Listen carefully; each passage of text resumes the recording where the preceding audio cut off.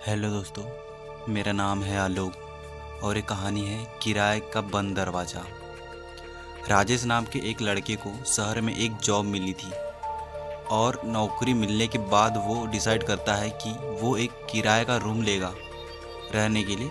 और एक पुराना किराया का रूम उसे मिल भी जाता है। तो उस रूम का मकान मालिक बोलता है, रात 2 बजे के बाद सामने वाले कमरे का दरवाज़ा मत खोलना।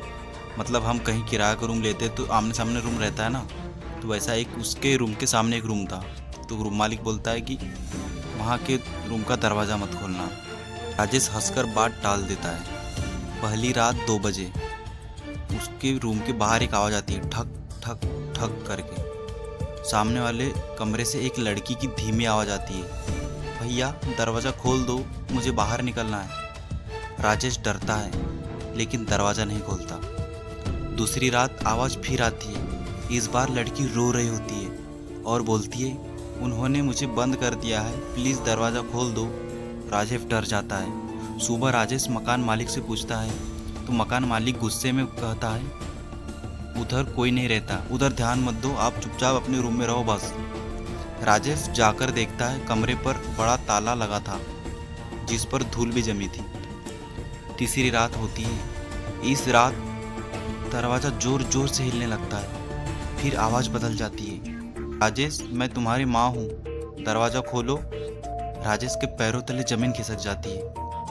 उसे याद आता है कि उसकी माँ तो गांव में है। वह किसी तरह रात काट देता है। अगले दिन पड़ोस का एक बुजुर्ग उसे बताता है, 5 साल पहले उस कमरे में एक लड़की ने आत्महत्या नहीं की थी, उसकी हत्या की गई थी। उसकी लाश 3 दिन तक उसी कमरे में बंद रखी गई थी। उस रात राजेश तय करता है कि सच का पता करेगा, मतलब सच का पता वो लगाएगा ही। फिर अगली रात होती है। रात 2 बजे आवाज़ आती है, अगर सच जानना है तो ताला तोड़ दो। डरते डरते राजेश ताला तोड़ देता है। कमरा खाली होता है लेकिन बीच में एक पुराना आईना रखा होता है। जैसे ही वह आईने में देखता है उसे अपना चेहरा नहीं दिखता। उसकी जगह वही लड़की खड़ी मुस्कुरा रही होती जो पहले मर चुकी थी उस कमरे में। राजेश पीछे मुड़ता है, कमरा खाली।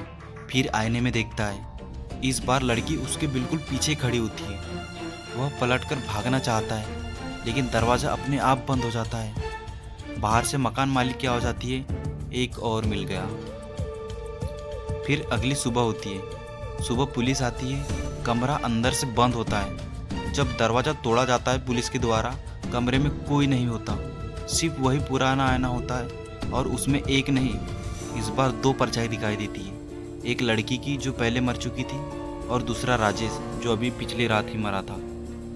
उस दिन के बाद जो भी उस कमरे में रहने आता है, रात 2 बजे ही वही आवाज़ सुनाई देती है, भैया दरवाज़ा खोल दो। लेकिन अब उस आवाज़ में 2 लोग की फुसफुसाहट होती है, क्योंकि एक लड़की जो पहले मर चुकी थी और अभी अभी ताज़ा ताज़ा राजेश मरा था।